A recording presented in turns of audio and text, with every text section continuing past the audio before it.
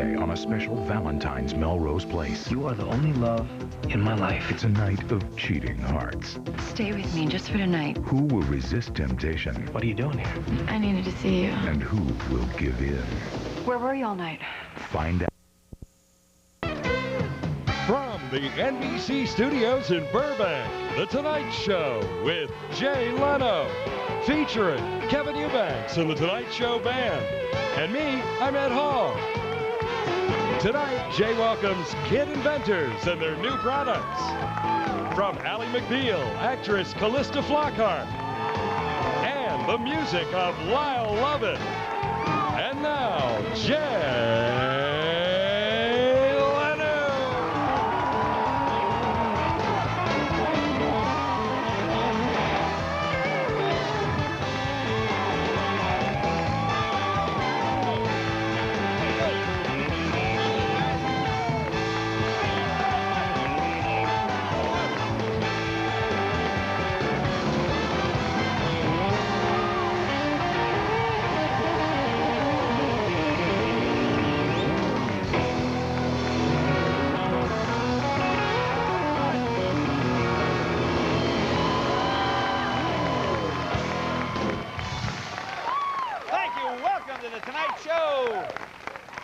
Of course, welcome to Southern California, America's favorite new water park, ladies and gentlemen. That's it, man. That's it. Woo! I mean, it's a beautiful day today, but man, this weekend unbelievable. In fact, give you an idea how much rain we had. In Beverly Hills, they got more than 3 inches of Pellegrino water. That's how bad. 3 inches. Oh, 3 inches. oh, terrible. What else went on? Oh, today the FBI unveiled their new witness relocation program. Maybe you read about this. It's pretty smart. What they do is instead of, constantly moving you from location to location, they put you in a safe house in Malibu during the rainy season. Then the house moves. You see, and you are never directly, they never find you. Oh, man. But it was unbelievable. In fact, the storms are so bad the past few days, the roof of the 99-cent store here in Burbank collapsed, did over $3.50 worth of damage. Just the whole... Oh, my God. Terrible, terrible. Devastating. Horrible, man. Devastating. If I give an idea, the theater showing the movie Titanic sank yesterday. That's how bad. The whole theater sunk. The whole thing, huh? Oh, that's how bad the rain is. What else? I watched the Olympics. Oh, last night I'm watching the Olympics. They had figure skating on, that whole thing there. I'm amazed at some of these sexy costumes the women are wearing. If you've been watching this thing. This one girl's wearing like this really low-cut leotard thing and a little tiny thong, I'm thinking, is that legal? Can they do it? And then I realized, it's not the Olympics. I'm watching that Dennis Rodman TV movie. That's what it was. I got a little confused. I'm thinking, I didn't realize what I was watching. But it's pretty amazing, you realize this past weekend, these athletes had to face probably the most difficult test of their lives, that drug test, certainly on Friday. They should make that an event, the drug test, Don't you think? Like you have to fill a specimen jar from a certain distance. Would you be interested in that? I don't know if that's... Oh, no, Jay. Do you know the Olympic Village even has a gender testing center? I didn't know that. Yes, it's true. Why can't we get that on Hollywood Boulevard? That's what we need. So at least the person you're approaching can go, wait a minute. I'll tell you. And man, they just drag everything out. They've got the Olympics. They've got to fill every second of time. I always like the way the announcers have to tell you way too much about the athletes. Does this bother you? Do they have to mention every obstacle the athlete has overcome in their life? A bedwetter who slept with rubber sheets till he was 15. After spending 2 years on a hemorrhoid pillow, this young competitor won the bobsled marathon. Did you watch any of that, the bobsled? And what's that other one? The luge? What is that thing? Luge is bad. I like the luge. Luge, you like that? Yeah, that's bad, man. You know what this thing is? It's like a 3-foot-long little vehicle. There's no room. You have to push it to get going. It only goes downhill. See, here in America, we call that a Hyundai. See, it's a little bit different. A little bit different. Well, last Thursday night, the Fox Network showed their Winter Olympics special. Do you see that thing featuring Tanya Harding and Nancy Kerrigan in their first joint appearance since 1994? In fact, have you heard the latest rumor about Tanya Harding? You hear about this? Oh, this is unbelievable. Apparently, Hillary Clinton has hired her to club Monica Lewinsky in the knees.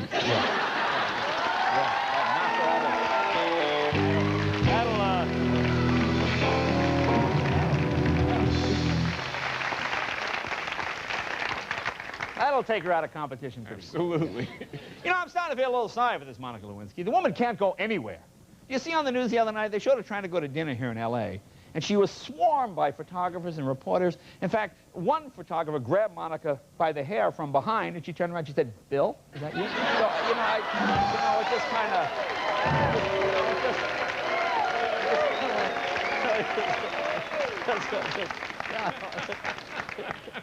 Actually, she was in Hollywood. You know, this shows you the difference between Washington and Hollywood. Do you think Washington is jaded? Oh, my God. Do you see Monica Lewinsky was honored today? Did you hear about this?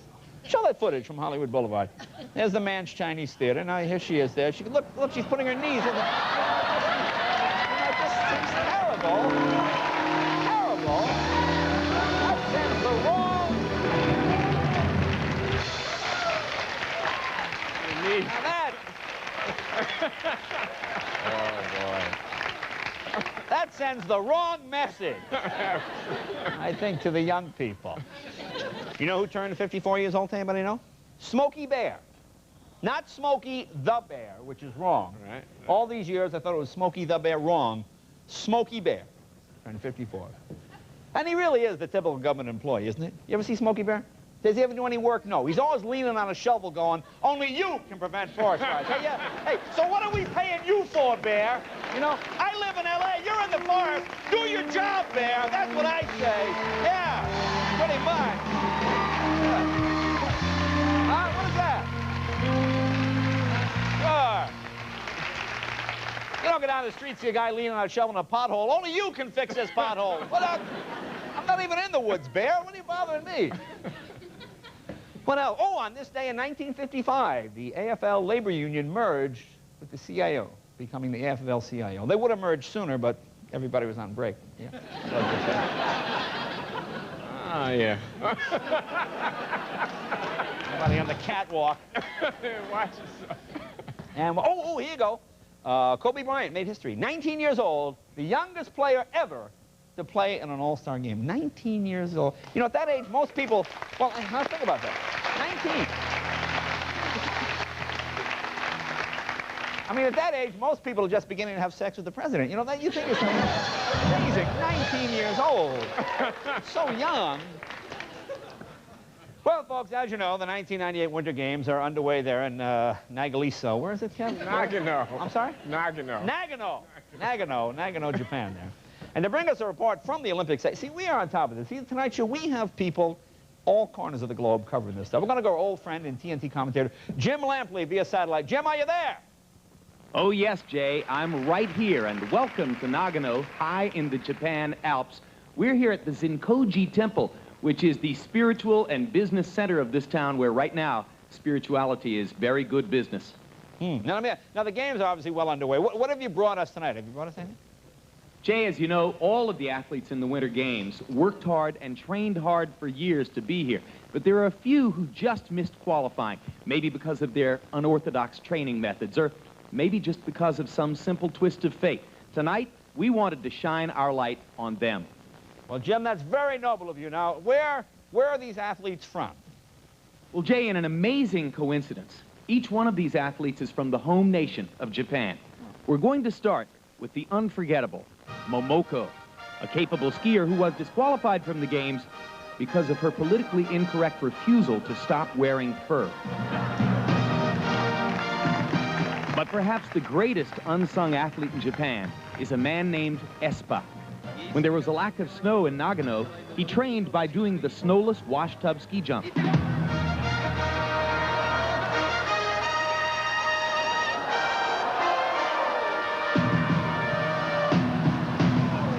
When the slopes were finally covered, Espa stripped down to his shorts and nearly broke the world record for the men's downhill aluminum foil luge. But his greatest achievement was when he tried something that really isn't even a winter sport.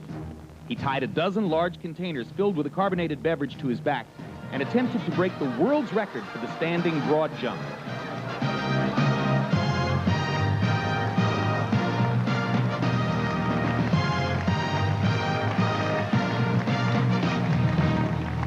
Well, as you can see, Jay, we've come a long way since the days when the astronauts drank Tang.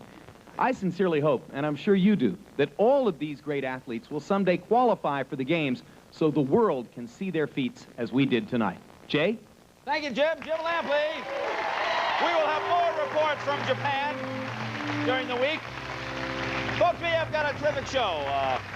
My first guest, making her first appearance on The Tonight Show, on any one of these shows, which is great. We're thrilled to have her here. Her new show, Ally McBeal. Do you like this show? A huge hit show.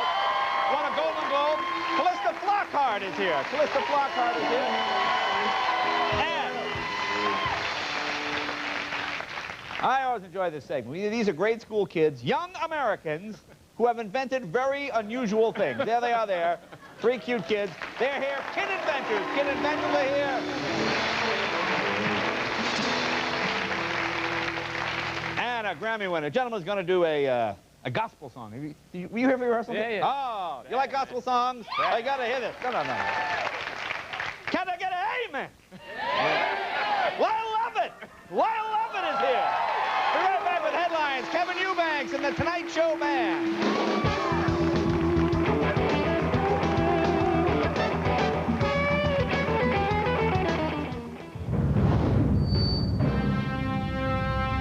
Buckle up, my fellow explorers, for as I speak, the MCI team has just... Olympic headline.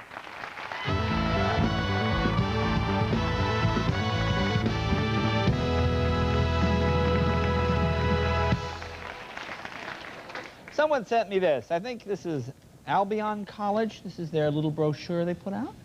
I thought this was fascinating. Obtain hands-on experience before you graduate. Look, go to this school and you can become a college intern. It just says, well, I bet.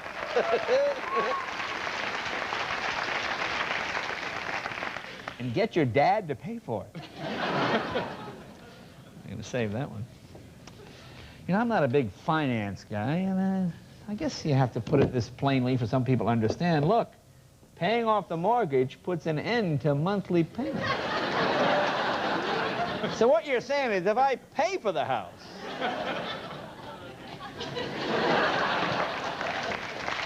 well, here's one. We always get these. I love this one. No gas leak found at Taco Bell despite bad odor.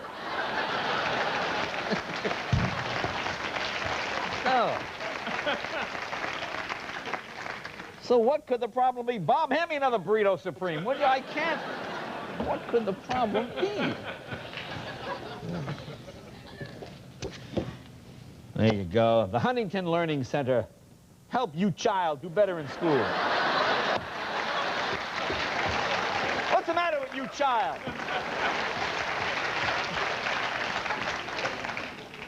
Here's the Armand Bayou Elementary School field.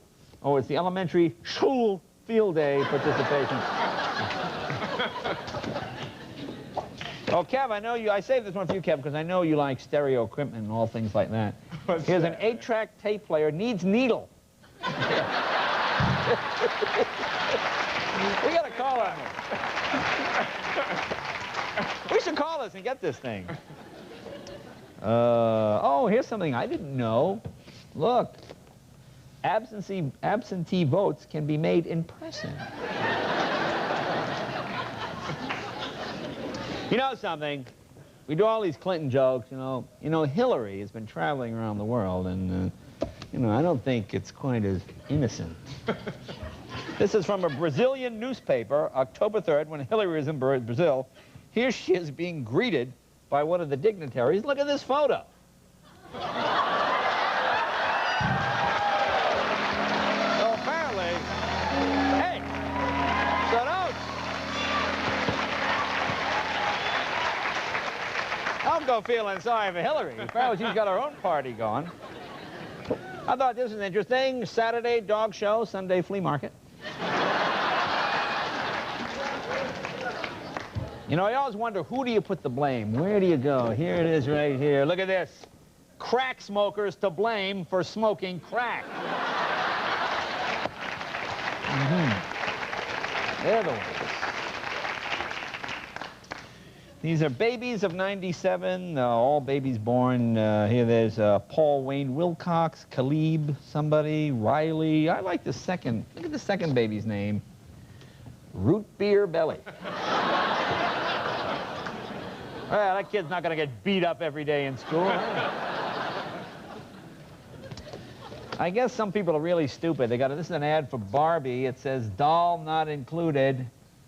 Most dolls cannot pedal bikes. So, you know, I'm a little disappointed. I bought it for my kid. I thought they could go riding together. More government money at work. Here you go, folks. Thousands of dollars spent on this study. Tickling causes laughter. Ooh, I need help. Booming business. Product everyone needs. Pot. Make 10 grand a month.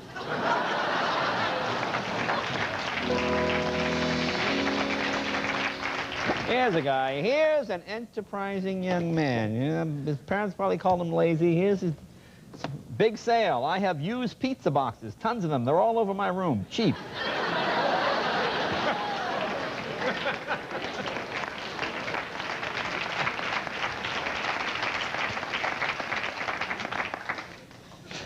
Well, it's just, I hate to keep picking on the man, but...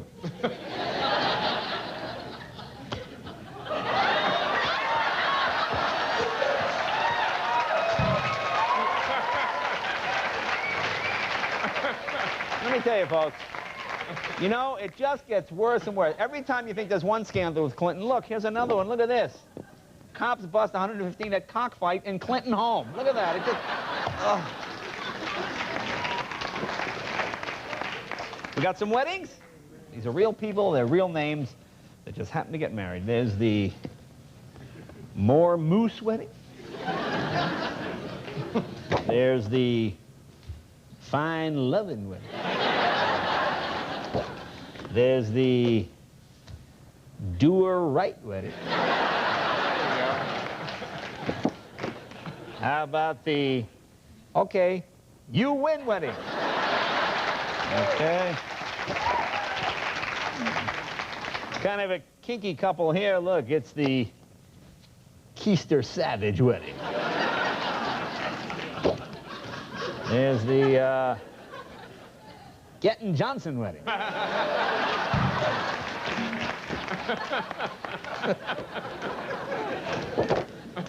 Old enough, well, I can't even, what is this? Old enough to plow wedding. I'm not sure what that, I don't know what that means. There's the English Way wedding. I like this couple. It's the Nail and Basham wedding. And I know what this means. It's just a silly name. It's the Dickeroff Schlepper wedding. Folks, you heard the headlines. Take care of the Tonight Show with Jay Leno, 3000 West Alameda Avenue, Burbank, California, 91523. You can find all of our headlines and other neato Tonight Show stuff at NBC.com. We'll be right back with Ally McBeal's Calista Flockhart right after this.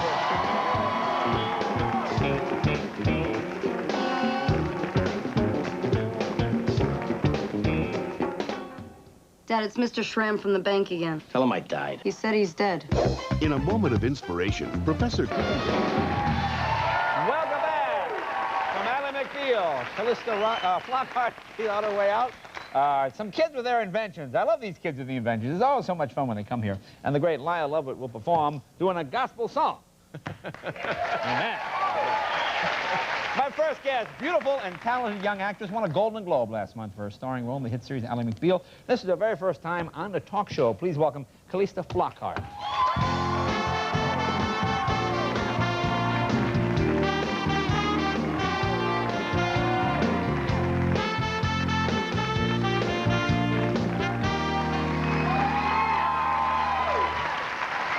Hey, it's nice to meet you. Nice to meet you. Thank you. Yeah.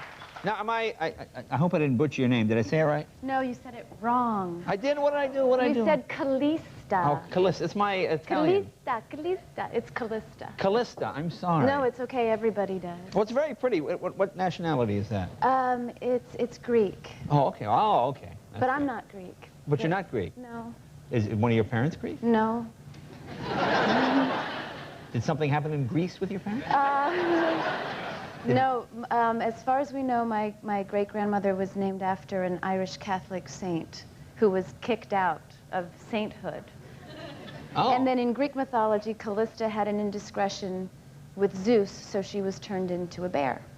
So she's the loser. Oh, I see. You know, it all comes together now. Oh, I assumed you were Greek. That's when I said you want a gyro before the show. You looked at me like I was from another planet. That's like that Greek, you know, with the lamb and the whole thing. Oh, like a gyro. See, I call it a gyro. No, it's wrong. Gyro. Gyro. Gyro. But that's close enough. Okay. Now, was it tough growing up? I mean, see, I'm glad you didn't change your name, though. See, I like that. I like that you kept your real name, because that's... Thank you. And I think, and it's a hard name to pronounce. It's a hard name to pronounce. Did you ever think of changing your name? Yes, yes. I actually used to change my name all the time when I was little to avoid being teased. Why, would kids make fun of you? Yeah, oh, yeah. I would say, I'd be with a group of friends, and everybody would say, hi, I'm Sue, Carol, Ann, Calista. What? Calista. What? Hey, it's Calypso. Oh, Calypso's over here. So, so I would always make up name, and I would say, hi, I'm Jennifer. I mean, when you got into show business, did you ever think, oh, this is going to be very tricky on a marquee or something like that for people to read or pronounce? I never actually thought that, but one time I met an agent who decided that I should change my name to Cat Honeycutt. Cat? Cat Honeycutt? That's a great name. Maybe you could you like that I like name. it. Well, I mean, if you're a stripper or something, So it's a maybe great name. Cat Honeycutt? Yeah. The Honeycutt's is the inspired part. Because it's like, oh, honey, oh, I see. That's all kind of, yeah. Cat. Did you ever almost do that? Because sometimes when you're meeting an agent, you're trying to get, you think, oh, maybe. I mean. No, I never did. Very good. Once I got older, I sort of settled down and liked my name. But one time, I was doing a play, and the critic that reviewed it called me Calita Flowchart. Calita Flowchart? Yeah. Well, it might help with certain commercials, but yeah. So, and there still is a small group of people in New York that call me Calita Flowchart. Now, you started in theater, right? Yes. I mean, that's what you sort of wanted to do more so than television or film. And you always wanted to be in stage? Yeah, I did. I went to college and I studied acting, and then I went to Rutgers, and I went straight from New York. I mean, straight from, I'm nervous. See, I'm messing up. Well, no, that's okay. You can be nervous, but that's good. That's okay. I went from New Jersey to New York, and I started doing theater. Well, that was great. So you got in plays right away. Yeah. And of course, theater in New York, huge dough. Huge money, yeah. Rolling. I was rolling in the dough. Yeah. No, but it's tough, isn't it, New York? Yeah, I was, actually, my first job in New York, I was a towel girl in a health club. A towel, that's where you need the Honeycutt. The Honeycutt name would come in. Now, when you say towel girl, your job is to hand people a towel? I sat at the desk and I signed people in and I gave them 2 towels. And sometimes they would ask for 3, and I would say no. No. And you know, and I imagine you can be pretty intimidating looking. I was. Yeah. I was going to ask, now was it a co-ed or was it just? Yes, it was co-ed. So big, naked, sweaty guys coming up asking for towels? No, unfortunately, they came off the elevator from the street and then went into their respective locker rooms. Oh, I see. Okay. Yes. So did you have some lean times? Did you do sort of the usual, you know, earn your... Yes, I did. I'm trying to think. The worst time that I had, I was doing an off-Broadway play, which was a very good play. Yeah. But I made $400 for the entire play that was 9 weeks. And the problem is that you still spend as much time doing that play as you would another play. You're just not getting paid for it. Right. And I would say that was when I was a starving actress. My brother actually sent me a huge case of ravioli. And I ate 2 a day. And they were the kind that you put in the microwave. They were horrible, but... They were okay, you know. Did you ever swipe things from the theater? Were you the type to sort of... Well, sometimes the theater, but the health club. Yeah. Coffee, toilet paper, I did my laundry, I stole... I stole everything from the health club. Steal all the sweet and lows? You know. Well, yeah. I had lots of coffee and lots of toilet paper. And you won the Golden Globe? That's pretty exciting. Yes. Because, I mean, first time... And you look genuinely stunned when I saw you. Yeah. Yeah, I was thinking, oh, this is just a perfunctory sort of, you know, thing I have to do, because I really didn't think I was going to win. Because there's some tough competition. Yeah, some really brilliant competition. So it was a coup. It was a surprise. I lost my way. Did you see that? How stupid. No, that's no. At least you weren't in the ladies' room, you know. No, that's true. It could have been worse. Now, is this your first big award? Have you won anything before this? Well, the only one that I can think of is I did win a dog training trophy when I was 9. Dog training when you were 9? What did you train the dog to do? To sit, to heel, and to prance. And prance? Yeah, you know, the dogs love that. You can teach them to kind of do this thing. But why would you want to do that? Hey, this is my dog. Look out. That's... I mean, you're walking down the streets of New York and you got a dog that prances at a mugger. It's gonna... I know the guy... I'm not sure the guy would be so frightened if a dog starts going like this. Well, you know, you never know, depending on the dog. Yeah, well, that's true. Now, do you get recognized a lot? Is that fun? Do you find yourself being stopped on the street? Yeah, I am getting recognized a little bit. It's a little overwhelmed. It's weird. Yeah. It's flattering when people, it's really nice to hear feedback about the show, people who like the show. It's really nice, but it can be a little disconcerting sometimes. Like, what's the strangest place you've been recognized? Have you had a situation where it's less, uh-oh, I don't want to get recognized here? You know? Yeah. Yeah. I was naked in a shower with a little blue thingy on my head. It's a true story. Was this some adult film you were making? No. I don't know, no, you're naked in a shower. And they said, are you Cat Honeycutt? No, what is it? So you're, oh, wait, you're the health club or No, something? so I was at a health club, and I was standing in the shower, taking a shower. Right. And, makes sense. Yeah, and these 2 girls were also taking showers, but they were also naked, and they also had little blue thingies on their head. Sounds like one of those prison movies. And they started sort of giggling at me, and I sort of thought, oh, you know, it was really early on, it was early in the show, so I didn't expect it, and they were sort of saying something and whispering and pointing, and then they said, are you Ally McBeal? And I was like, oh, how did you know? And it was...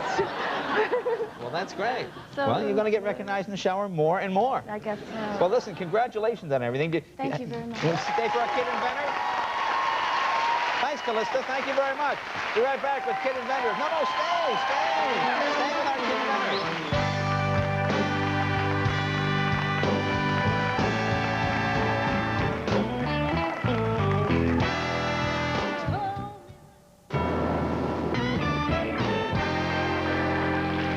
Welcome back.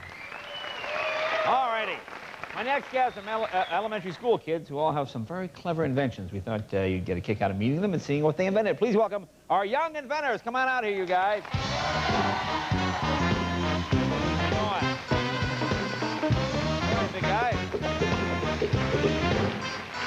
Let's start with you. What is your name? My name's Oliver Sulek. Oliver, and where do you go to school? Deerfield Deerfield Elementary in Irvine. In Irvine, California. Okay. How old are you? 11. 11, okay. So what grade is that?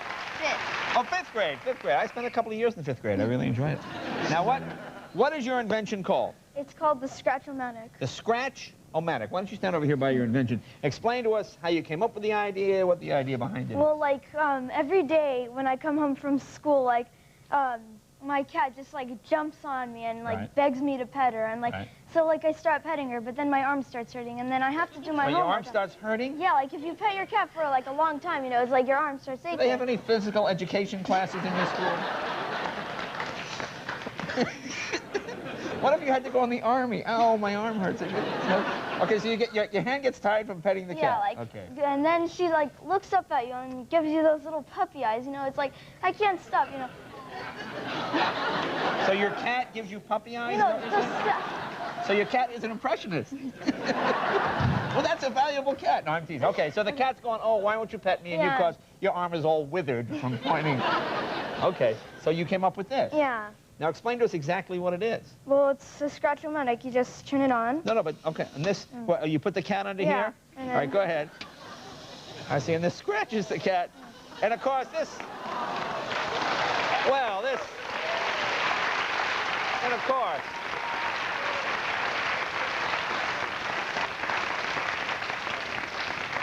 and when you love your mom to use this on you when you were little. Does it work with a real cat, though? See, this is just a phony, fake cat. What's this made out of? Did you make it yourself? Yeah, it's just an engine. Little engine? And... This looks like an erector set kind of thing. Is that what it is? No, like just aluminum and copper. Well, it looks very well made, but will it work on a real kitty? That's the thing. Let me get rid of it. I'll give this to Allie. Allie, I'm sorry. Calista. Allie. Now I'm in a TV show. All right, here's a cat. Let's see if this, here's a kitty here, okay. Let's see if it works on a real cat, okay. Okay, this is Mr. Cat. Okay, you put him on, let's see. This is Alex the cat. All right, turn it on. Oh, Allie. Wait a minute, he seems to like it.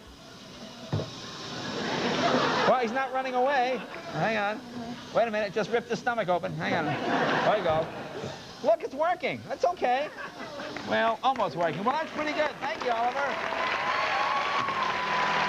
Yeah, get that. Hey, thanks a lot.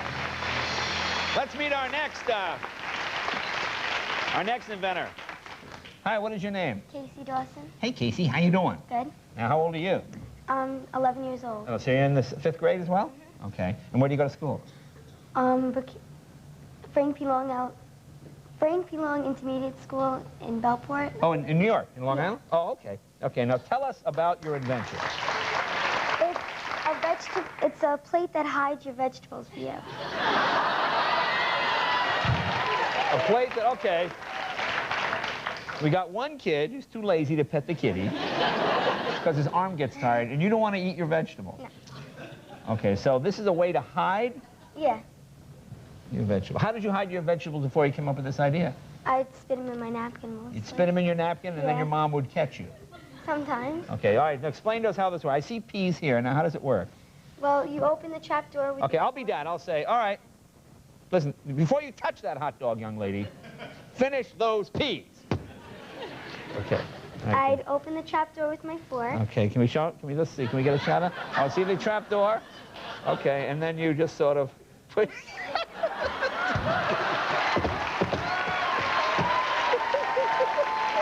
Well, it's good to see. You just sort of shove them in there. So what do you have? Like, is there like a false bottom on this? Yeah. Oh, I see. Oh, I see. So under here.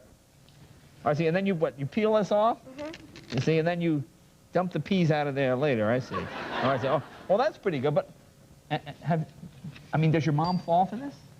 Well, now I can't use it. No, you can't. Now she knows I have it. Well, let me ask you a question. Did your mom ever get suspicious when you would bring your own plate to the dinner table? I mean, everyone else has got like other plates, and hey, wait a minute, you show up with the same plate every night? She probably would get suspicious after a while. Well, what do you do with Big Bed? What if you get like Brussels sprouts? Do you have like a big manhole you push them under the table? Well, I could probably make a bigger, like not a rectangle, maybe a circle. A circle, or yeah. a bigger trap door. Did you ever think of just eating your vegetables? Not these. All right, well, that's pretty good. That's pretty good. You get a shot of that there? See the little door there? It opens and hides the vegetables. Thanks a lot. Thanks a lot. Okay. There's my buddy. How you doing? Fine. What's your name? My name is James Kim. James. My name is James. If they call me Jay. Did they ever call you Jay for short? No, No. never. Now, how old are you? I'm 7 years old. 7 years old. So what grade would you be in? Second. Second grade. Second grade. Okay. Now, tell us about this invention. What is it called? It's called the toilet lifter. The toilet lifter or toilet seat lifter? Toilet lifter. Toilet lifter. Now, what is the idea behind it?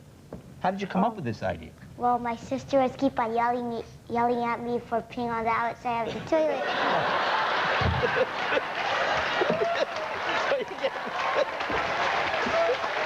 You get the, a minute. Because after... I happen to know exactly what he's talking about. So you get the seat all wet, and then your sister gets mad at you. Yeah. So instead of just lifting up, I can just press this on. You press that? Oh, I see. Oh, I see. Now, is that a big problem? Getting the seat all wet? Yeah. Yeah. No way around that. Yeah. Did you ever talk this over with your dad? Yeah. What did your dad say? Well, he told me a story a long time ago. Yeah. When my dad was ill, the same thing was happening over there, so my dad's dad said, every boy sit down and go to pee. So you just sit down? Yeah, and go pee. But you didn't want to sit down, so you came up with this brilliant invention.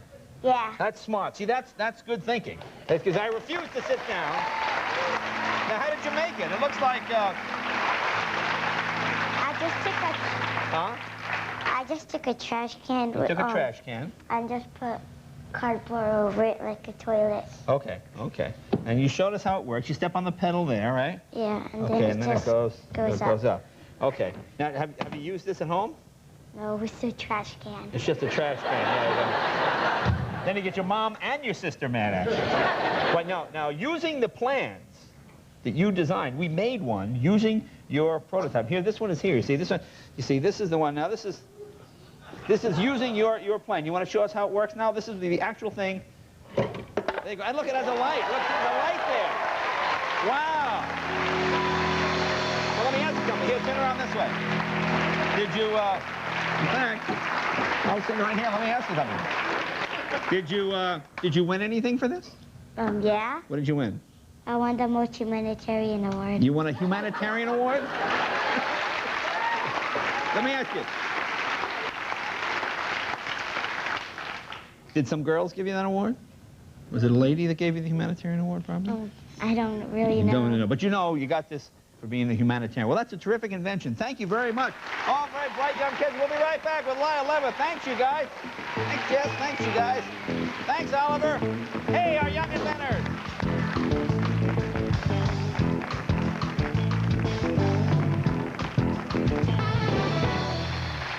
Hey, another good show tomorrow night, folks, from the movie Wings of the Dove. Actress Helena Bonham Carter will be here. The winners of the singing dog contest will be here. And you're not going to see that at the Olympics, believe me, pal. And the music of Trisha Yearwood coming up later in the week. Sharon Stone will be here. Kim Delaney, Robert Duvall, 7-year-old Emily Young. Oh, the Academy Awards come out tomorrow. I hope Robert gets a nomination. L.A. Laker Kobe Bryant will be here. And an animal impressionist contest. Yes, it's all here. Be right back with the man, Lyle Lovett, right after this. Lyle Lovett.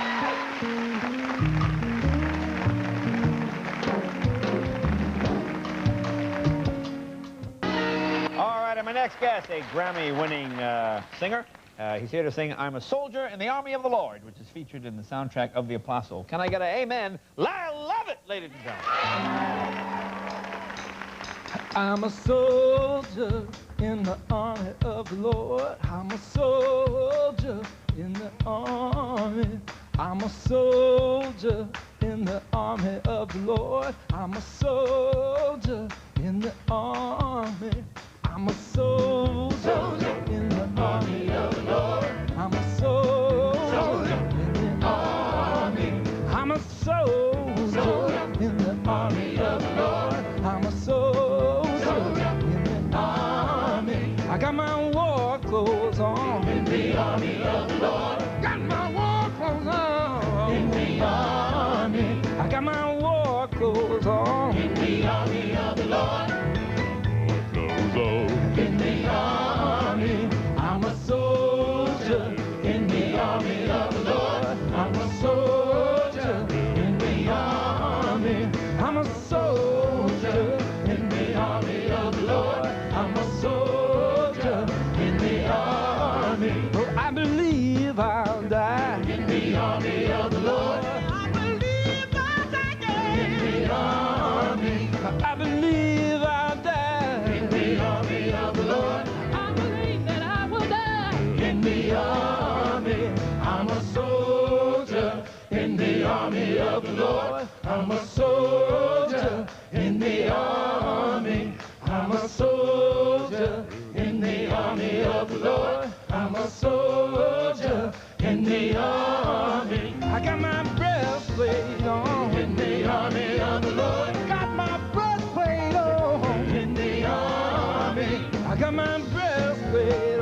in the army of the Lord.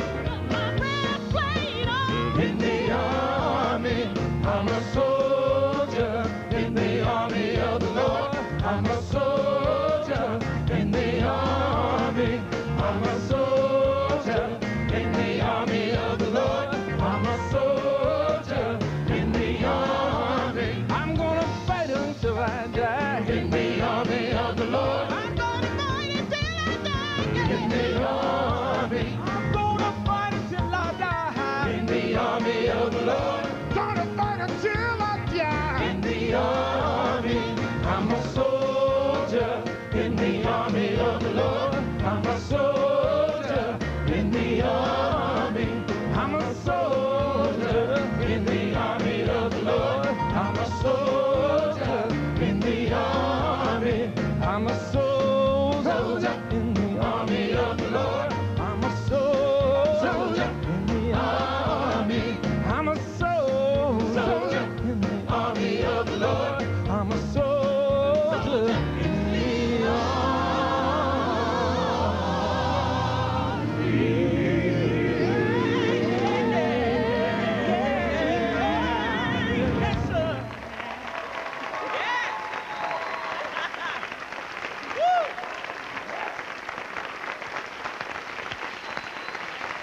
Hey, Lyle, good to see you. Great job. Thank you very much.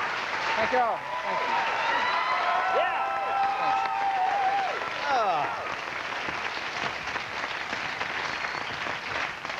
you. Is that a favorite of yours? I really learned it because of the Apostle, and was friendly with Robert Duvall. You know, he's a great singer himself. Oh, he tangos, and yeah, he's going to be here. He's going to be here Wednesday, actually. Now, did he ask you to do this? How did you get hooked up with him? Yeah, we did an event together a couple of years ago, and he told me about the movie and asked me if I'd sing a song, and it turned out to be this one. So. Oh, that's great. Now, I go up to your room, and I see that one of my personal heroes as a kid, Malcolm Smith, big motorcycle legend. You guys just did a trip somewhere? I got to go down to Chile with Malcolm Smith and ride for 8 days in a row, which was just an incredible experience. We went down there for Microsoft's Adventure website, and for the National Geographic Explorer television program. Rode for 8 days, and I got to follow Malcolm around. He was nice enough to ride, you know, slow for me. And it was great. It was like getting a riding lesson every day. And so National Geographic, is it like the magazine? I didn't see any naked women. No naked women? Yeah. That was our Playboy when we were kids. Yeah, I was a little disappointed. Really? Were you disappointed? Did you? I mean, did you ask people, hey, where are the naked women? And you're in a city. but the riding was second best, and we had a great time. Now, did you see a lot of interesting animals and things? I mean, is it really different? They had the cows in Chile are really cool. Cows? Yeah, they were really cool. They were out on the roads, and you know, they didn't act up at all when we rode by. No? You know, I never think of cows as being cool. I mean, they were, and I thought, you know, Texas cows were cool. Yeah. But the cows in Chile. Malcolm was really, I knew he was a great rider, but I didn't really fully appreciate why. But he's really in touch with the universe, and like the animals would come out to say hello to Malcolm and check him out. And a jackrabbit actually ran alongside him for several hundred yards. And you know, in Texas, a jackrabbit will attack you. Did you smoke any of the bushes in Chile? I'm really looking forward to going back down there. Yeah. Well, the special is on when? March 29th? Yep, March 29th. Well, just great. Here's the CD. The movie's The Apostle. Lyle, good seeing you as always. Lyle, Lovett. Be right back right after this. Well, thank my guest, Lyle Lovett. Thank you, Lyle. Always good to see you. Calista Flockhart, thank you very much. Please come see us again. And, of course, our kid inventors. Thanks, you guys. How about a nice hand for them? Stay tuned for Conan. He's got Howard Stern up next. Bye, you guys. From NBC Studios in New York, it's Late Night with Conan O'Brien.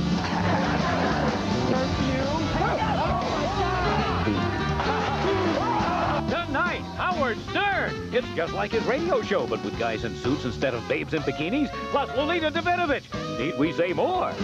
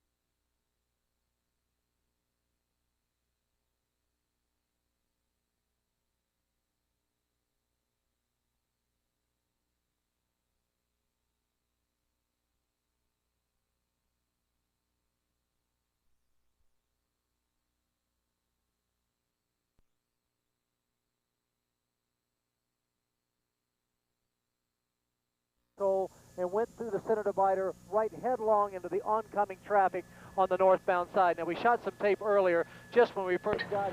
Oh, and would you help me with this?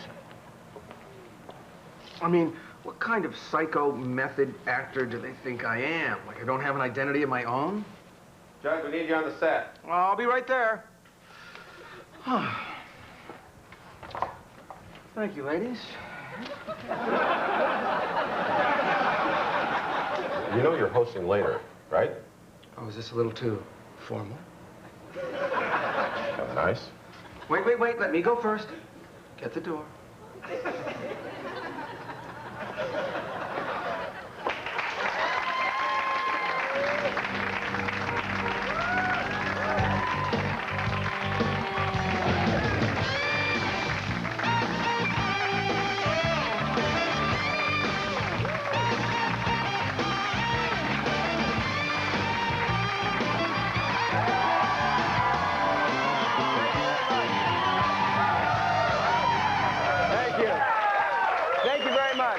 Hello, welcome to Later. I'm your host, Judd Nelson.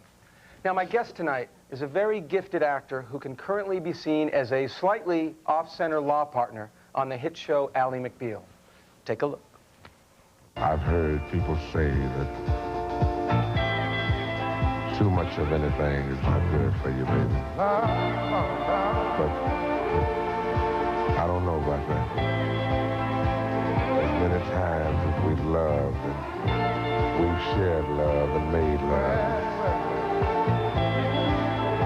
it doesn't seem to me like it's enough. It's just not enough, baby. It's just not enough. Oh, man. Oh, baby. My darling, Please welcome Peter Macnicol.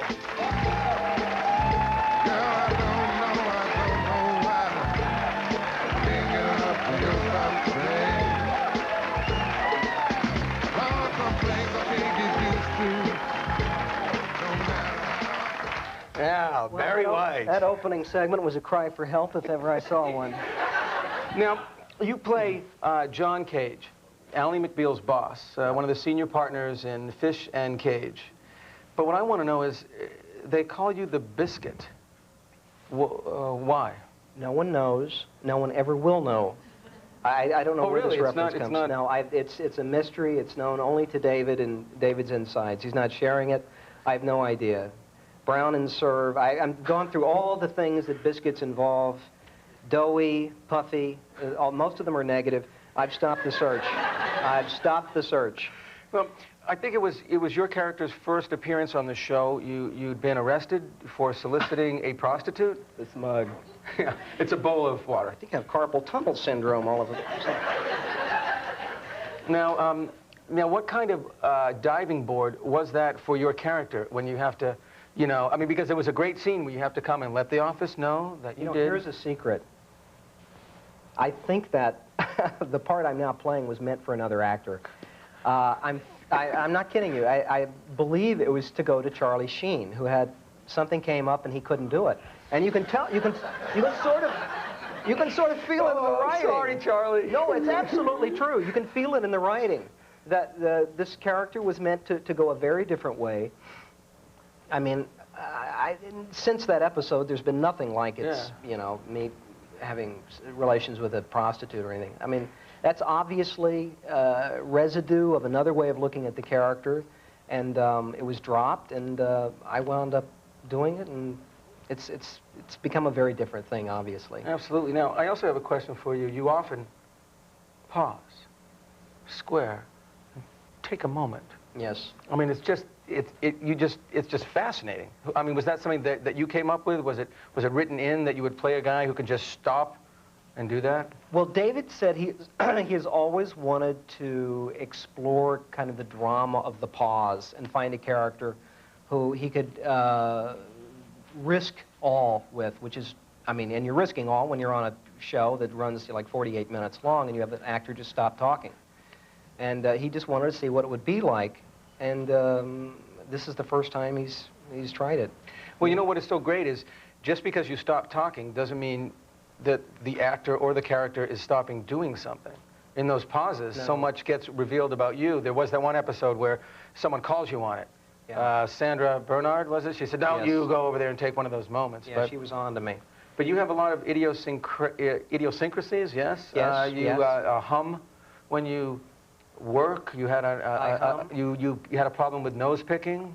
Well, I wouldn't call it a problem. Seemed to me like a problem. It just seemed to me like a problem. You know what was going on with the nose picking? There was nothing in my nose that needed to be picked out. There was a high-pitched noise coming from my nostril, and I was simply trying to stop this whistling sound. There was no matter there, if you follow my drift. No mass. No mass. No mass, absolutely. Yeah.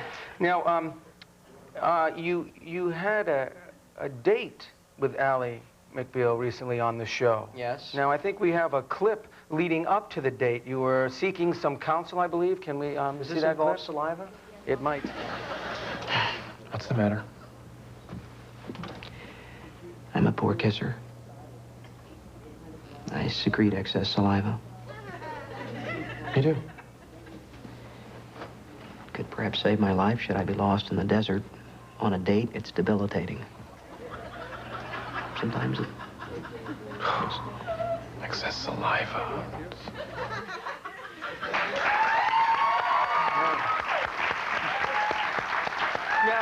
Now, since we saw you kind of talking about the problem, how did the kiss work out?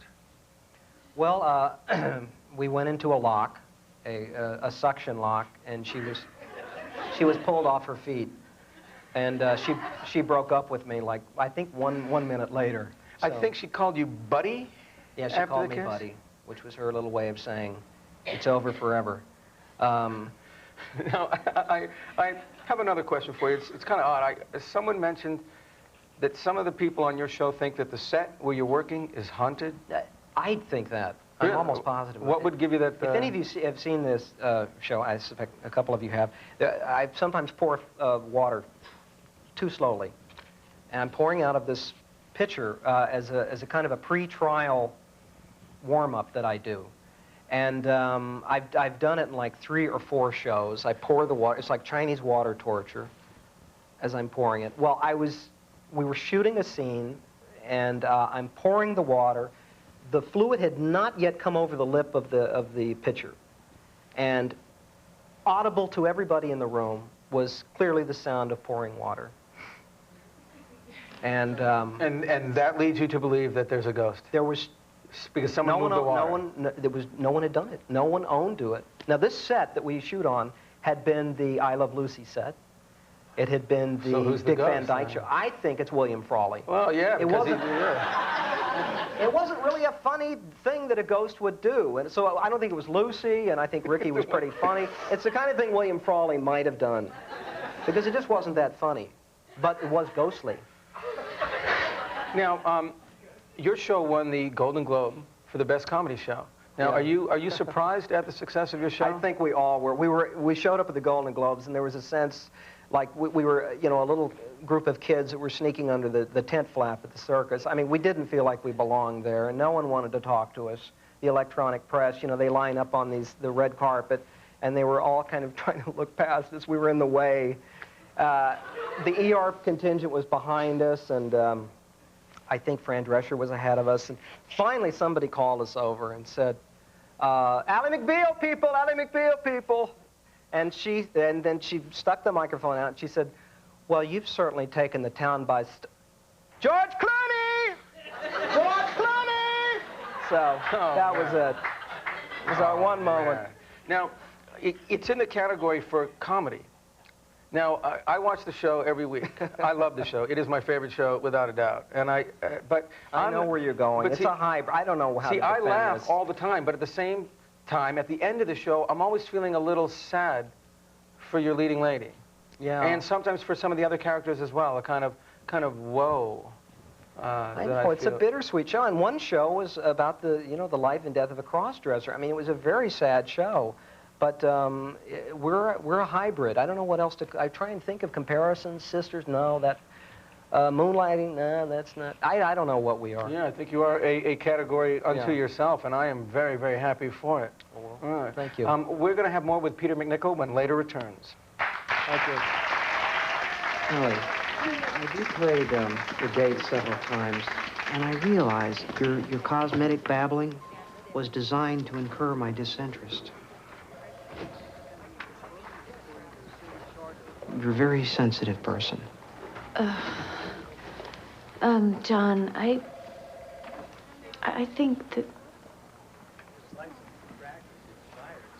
Well, sometimes I just know that it's not a match, even when I don't know the why part. Renee and I, we call it the ick. Ick? I don't like this word, ick.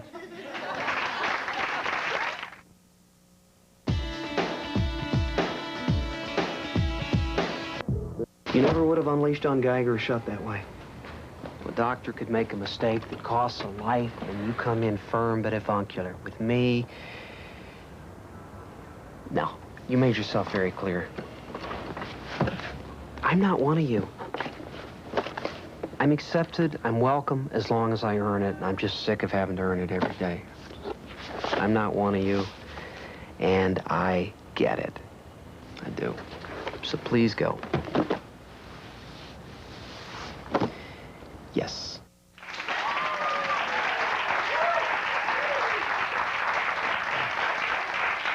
Welcome back to Later. I'm Judd Nelson, and we're talking with Peter Macnicol. This is great weather we're having, isn't it? If you're a marsh bird, it's still raining. It was raining when we got in. No. Yeah. Now, you've worked with David Kelly before on Chicago Hope. Yes. Now, how did you happen to leave that show? Because David left. So you said, he's not here, I don't want that, I don't want anyone else? I'm playing a lawyer on a medical show. I mean, how smart is that? Yeah. You know, and the only thing that made sense about it is that David Kelly, who himself is a lawyer, and he was writing for the character, and it made utter sense, I mean, given that reality. When David opted to leave at the end of the first year, it just didn't make any sense anymore. Now, how did you happen to leave the show? Did you... I walked across... I remember exactly. I was doing a really dumb thing in an episode, and I said, you know, I saw my whole future before me. I was bringing flowers to Jane Brooke, and I was bringing this sad little corsage, and somebody else brings her a giant corsage, and I said, this is my future. So I walked out of the stage, and I walked over to the writers' building, and quit, right, all at once. Now, how did they facilitate your getting off the show? Well, they made it pretty easy because the person I had quit to had quit. He was going on to do something, and then he said, well, let's go over to talk to David, and he had quit. So it was like three guys who had quit, just kind of talking to each other on a couch. But they didn't get killed. No, they didn't get killed. So how did you feel about, you know, that? Well, I wasn't hugely in favor of it, but I just thought... You can never come back.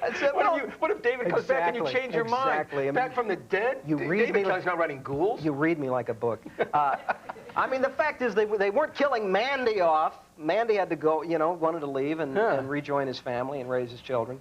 And, but they were perfectly willing to kill me off, which kind of ticked me off. Yeah. So Mandy is left to do a world tour, and I'm having to raise his children. What? So you made your film debut in Sophie's Choice. Yes. Now, I'm sure you were familiar with the book. Yeah. You know, before you made the film. Yeah. But it's always difficult to take great literature and make it into great films. But that film is able, on its own, it stands on its own as like a wonderful film. I mean... It was a great experience. I was in northern Minnesota fishing, and I get this call to come in to try out for this movie that I probably won't get a part in. But she said, the director is your kind of director. He will want to work with you someday, eventually. So I flew in on my own money, and I'm reading the book on the plane, and on, I think, page 1, I'm described as 6'2" and a string bean. Yes. So, where's the problem? Yeah, I'm actually 6'6". It all makes sense. So I went to the first edition. You know those little Porta-Pack Kleenexes you can get, like, keep in your glove compartment? Anyway, I put a couple in my shoe. No big deal. Just a couple. You know, I had like 4 auditions. By the final audition, I went from 5'8" to 5'10 and a half. because I was jamming everything into these. I bought some Acme boots, and I was putting literally pieces of shingling, wooden strips at this point. I lost my mind. And I did everything right except that my pants were still cut for somebody who was 5'8". So I go and I meet Merrill, I sit down, my pants shot up to my knees. I looked like I was wearing lederhosen. So I had to quickly contrive to stand up and kind of cover my tracks there. Now, you also recently did a film called Bean. Yes, Rowan didn't Atkinson. you? And I think we have a clip here that we're going to go to. Brace yourself.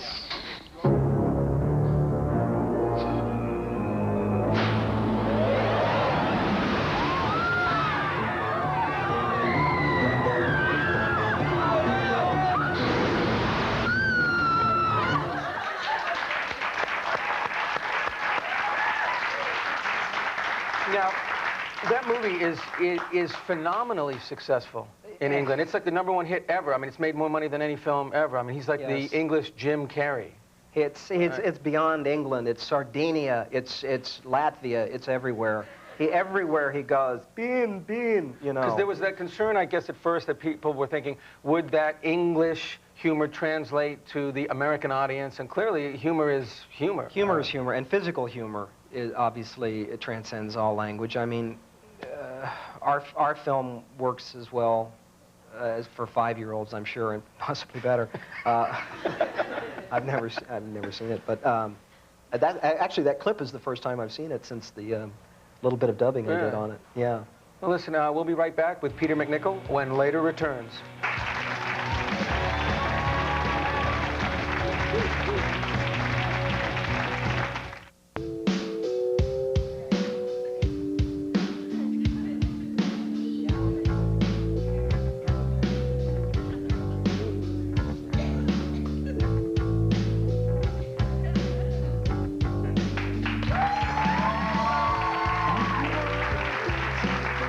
Welcome back to Later. I'm Judd Nelson, and we're here with Peter Macnicol.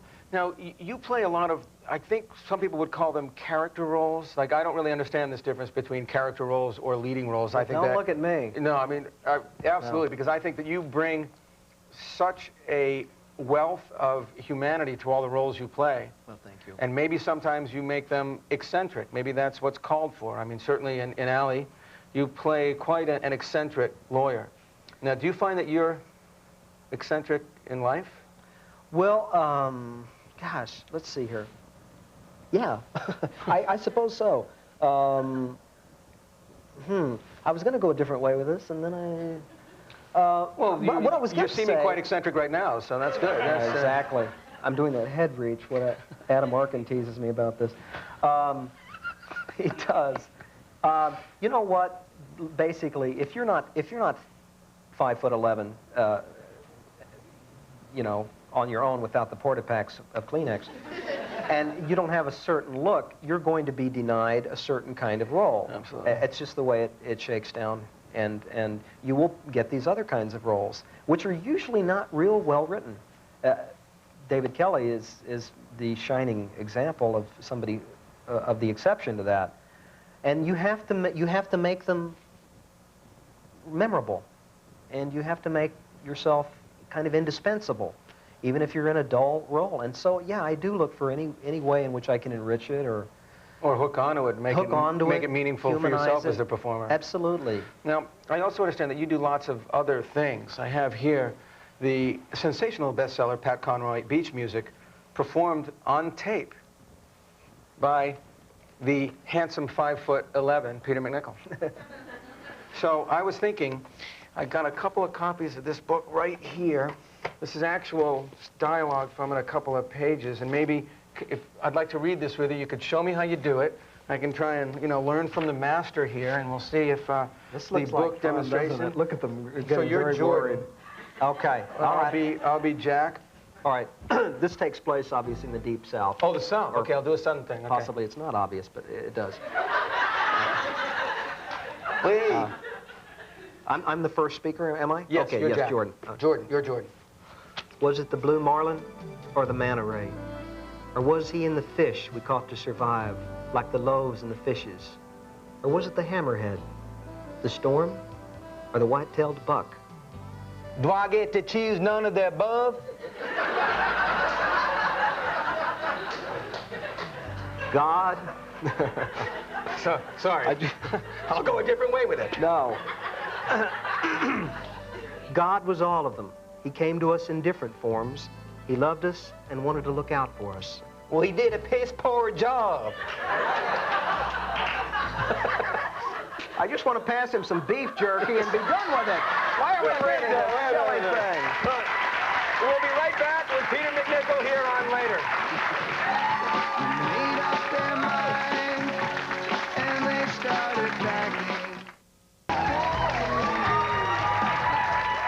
Welcome back to Later. I'm Judd Nelson. We're here with Peter Macnicol. Peter, I want to thank you so much for being here with us tonight. That is our show for tonight. And please watch Ally McBeal and see the unbelievably talented Peter Macnicol. Thank you for coming out on this night. Thank you. I'm Judd Nelson, and I'll catch you later. Thanks again.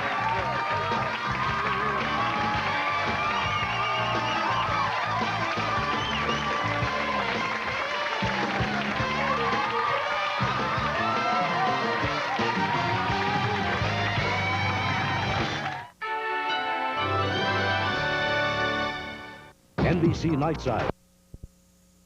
Weekend edition of Entertainment Tonight. I'm Jan Carl for Julie Moran. And I'm Bob Goen. Thanks for joining us. And from Leonardo to Jack, Matt to Madonna, the stars have Oscar on their minds. We are only a little more than 2 weeks away from the Academy Awards, and here in Hollywood, there's definitely an electricity in the air that is unmistakable. Oscar fever is rising in Hollywood. Nearly 5,400 ballots have been mailed out by the Academy of Motion Picture Arts and Sciences. The posters have been printed. Preparations for the big post-awards bash are well underway. Oscar is going to be wearing gold-cut glass at this year's Governor's Ball. The gala's motif will be Italian, and world-renowned chef Wolfgang Puck has already worked out a fitting menu. Here we have truffles, black truffles. It costs about $450 a pound here. The expensive delicacy will top the main course of grilled free-range chicken. It will take over 150 chefs to prepare this feast for the 1,600 guests. But who will have Oscar as a dinner companion is anyone's guess, though Premiere Magazine's West Coast editor Ann Thompson believes it will be hard to sink Titanic's momentum. I actually think Titanic has a really good shot to break the Ben-Hur record and win more than 11 Oscars. And while Leonardo DiCaprio was overlooked by Academy voters for his work on Titanic, Thompson predicts if Leo appears at the ceremonies, pandemonium will break out. I think Leo would come with his mom, and I think the fans would go absolutely bonkers. Thompson says the competition for the Best Actress Oscar is wide open, but she believes the Best Actor award is really a two-man race. Duvall versus Nicholson. Serious, high-minded, independent movie, career prize, Duvall.